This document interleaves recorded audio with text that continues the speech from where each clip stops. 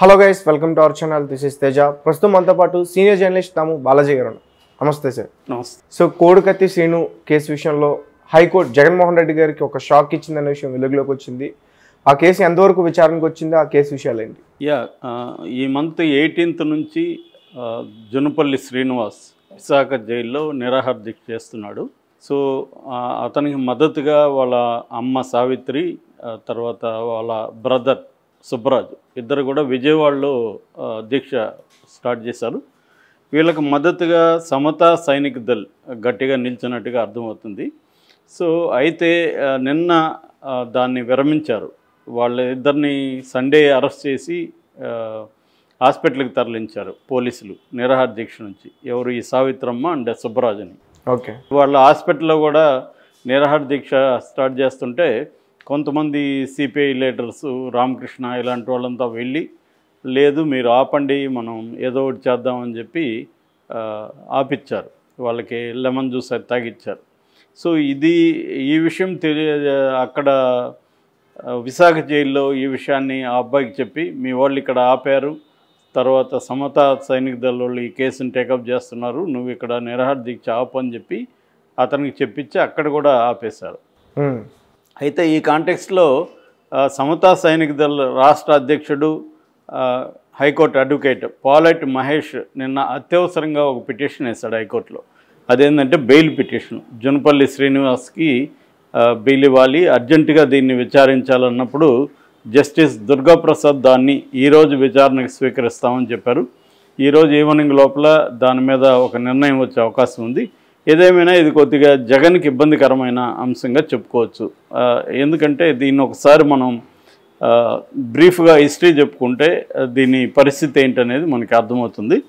ఇది యాక్చువల్గా ఏంటంటే అప్పట్లో 2018 అక్టోబర్ 25న విశాఖ ఎయిర్పోర్ట్లో ఈ సంఘటన జరిగింది.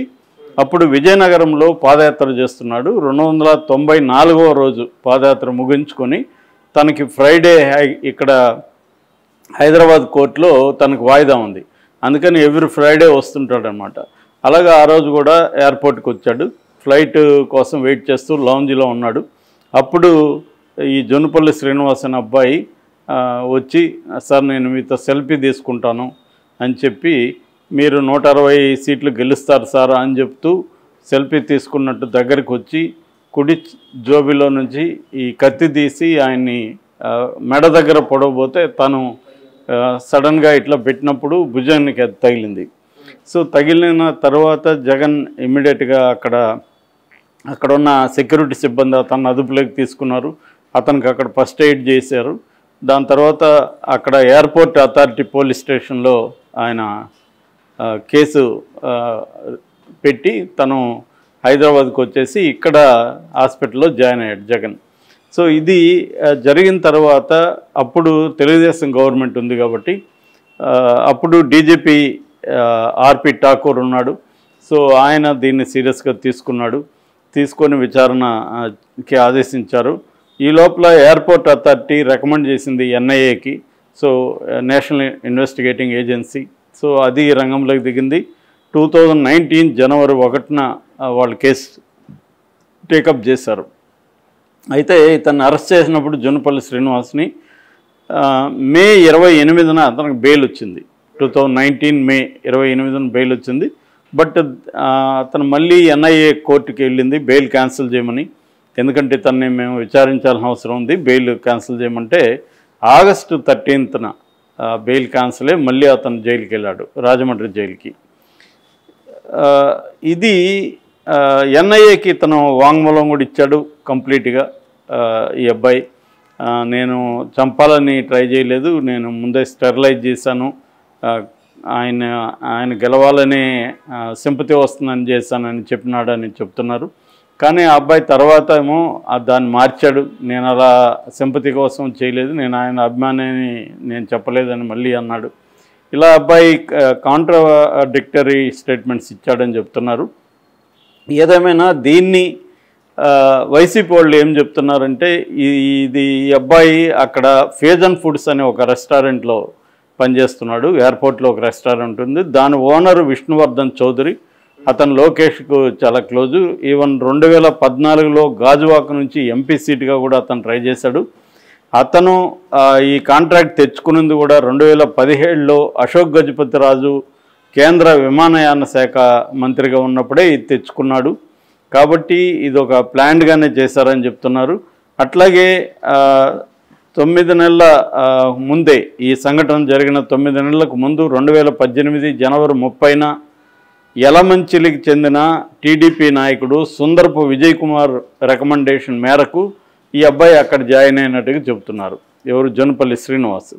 సో మామూలుగా అయితే ఎయిర్పోర్టు సెక్యూరిటీ సిఏఎస్ఎఫ్ ఆధ్వర్యంలో ఉంటుంది. సెంట్రల్ ఇండస్ట్రియల్ సెక్యూరిటీ ఫోర్స్ అంటారు సిఏఎస్ఎఫ్. సో సిఏఎస్ఎఫ్ ఆధ్వర్యంలో ఏంటంటే అక్కడ పనిచేసే సిబ్బందికి అందరికి కూడా స్క్రూటినీ చాలా స్ట్రాంగ్గా ఉంటుంది.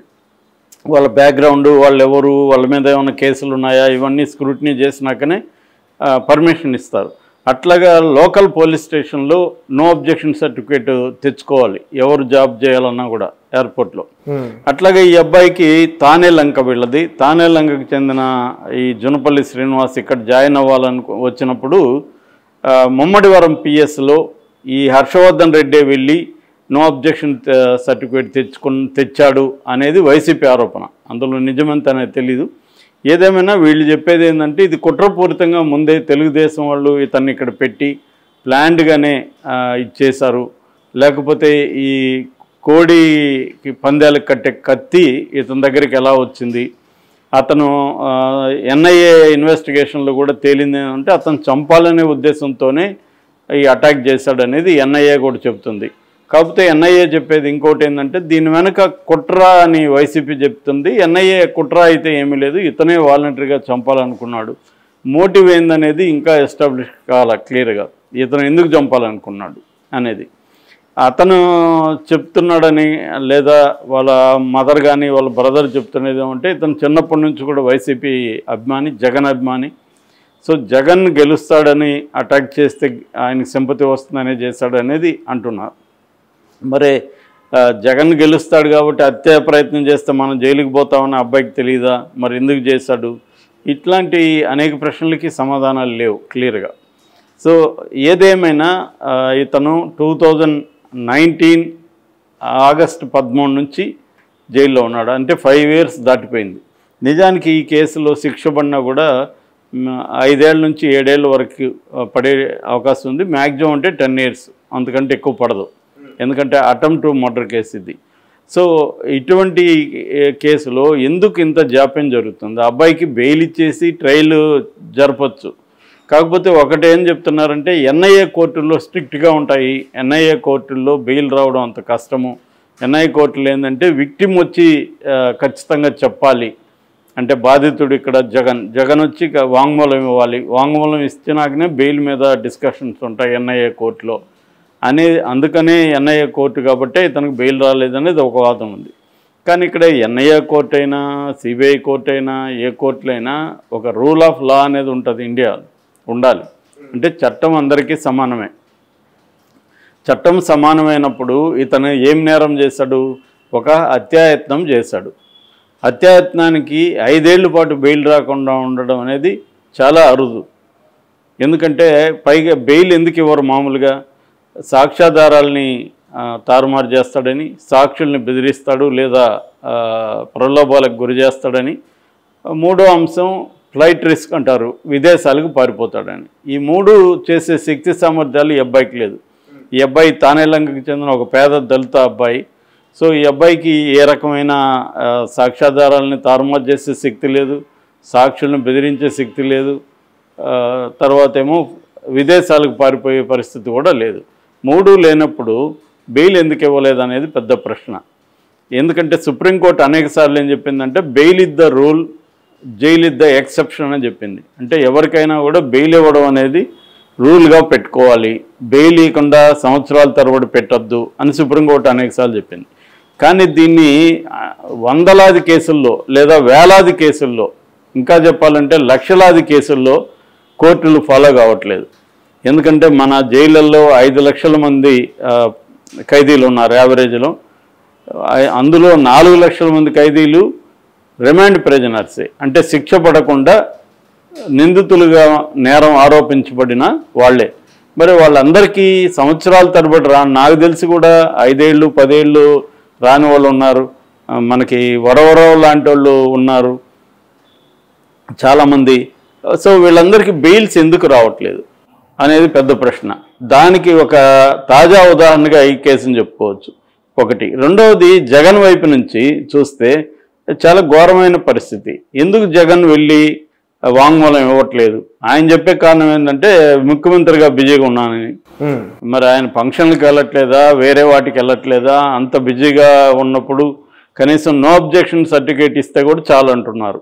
అంటే ఈ కేసుతో అతనికి బెయిల్ ఇస్తే మాకు అభ్యంతరం లేదు అనే ఒక నో అబ్జెక్షన్ సర్టిఫికేట్ అన్న ఆయన ఇవ్వచ్చు. అంటే ఒక రకంగా ఒకవైపేమో 19 మంది మీద ఎస్సీల మీద ఈ మధ్యనే జగన్ ప్రభుత్వం కేసుల్ని తీసేసింది. మరి ఈ అబ్బాయి మీద కూడా ఆ రకంగా కేసును తీసేయచ్చు కదా, క్షమాభిక్ష పెట్టచ్చు కదా అనేది ఒక వెర్షన్. దానివల్ల అతనికి మంచి పేరు వస్తుంది దళితుల్లో అనేది ఒకటి. ఈవెన్ విశాఖకు సంబంధించిన దళిత ఆర్గనైజేషన్ కూడా విదసం అంటారు దాన్ని, విశాఖ దళిత సంఘం. సో వాళ్ళు కూడా గట్టిగా నిన్నంతా కూడా రాస్తారోకో ధర్నాలు చేశారు జైలు ముందు. సో వాళ్ళు కూడా డిమాండ్ ఏంటంటే ఈ అబ్బాయికి కేసు అన్నా తీసేయండి, కనీసం బెయిల్ అన్నా ఇవ్వండి అనేది వాళ్ళు అడుగుతున్నారు. ఆల్రెడీ విజయవాడ నుంచి ఎన్ఐఏ కోర్టు కొత్తగా పెట్టిన కోర్టు వైజాగ్లో ఉంది, దాంట్లో ఉంది. ఇప్పుడు మరి హైకోర్టు అన్న అబ్బాయికి బెయిల్ ఇస్తే కొంత న్యాయం జరిగినట్టుగా మనం భావించవచ్చు. హైకోర్టు కూడా ఇవ్వకపోతే మాత్రం ఇంకా ఇదిగానే ఉంటుంది. ఎందుకంటే జగన్కు ఉండే భయం ఏంటంటే ఎలక్షన్ల దగ్గరకు వస్తున్నాయి, ఈ అబ్బాయికి బెయిల్ వచ్చి ఈ అబ్బాయి ఏమన్నా తెలుగుదేశం ఫోల్డ్లోకి వెళ్ళి వాళ్ళు చెప్పినట్టు మాట్లాడి ఏమన్నా ఇబ్బంది వస్తుందేమో అన్నది ఉంది. ఎందుకంటే లాస్ట్ ఎలక్షన్లో దీన్ని బాగా ఉపయోగించుకున్నాడు, ఇప్పుడు కూడా ఉపయోగించుకుందామని జగన్ ప్లాన్ చేస్తున్నాడు. దీన్ని తెలుగుదేశం కూడా ఆటోమేటిక్గా తమకు అనుకూలంగా ఉపయోగించుకోవాలని తెలుగుదేశం కూడా ట్రై చేస్తుంది.